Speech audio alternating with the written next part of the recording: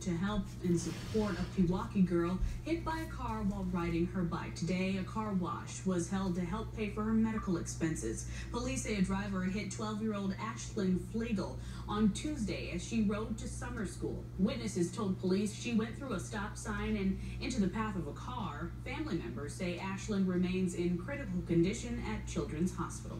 I wanted to help her and her family get through the struggles they're going through. And I figured, what better way than to raise money for all that we can do to help her family get through this. A second fundraiser was held at Moe's Southwest Grill today. A GoFundMe page for Ashlyn has already raised nearly $25,000. Well, there's